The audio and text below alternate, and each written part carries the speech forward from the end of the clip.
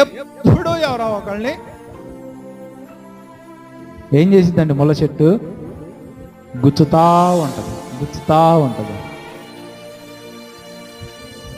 బైబిల్లో చెట్లన్నీ ఆధిపత్య పోరు జరుగుతూ ఉండగా ఎవరికి అధికారం ఇవ్వాలంటే, ద్రాక్ష చెట్టు నేను సంతోషం ఇవ్వాలని చెప్పింది, ఒలీవ చెట్టు నేను అభిషేకం ఇవ్వాలని చెప్పింది, ఆయా చెట్లు మేము ఏదో ఒక పని చేయాలని చెప్పింది. ఏ పని పాట లేని ముళ్ళ చెట్టు మాత్రం అధికారం కోరుకుంది, పెత్తనం కోరుకుంది. ఈ రోజున ముళ్ళ చెట్టులాగా మనం ఉండకూడదు. ప్రత్యేకమైన వృక్షము వలె మనం ఉండాలి. ప్రత్యేక వృక్షం ఏం చేస్తుంది? ఆకు వాడక తన కాలమందు ఫలమిచ్చే చెట్టుగా అది ఉంటుంది.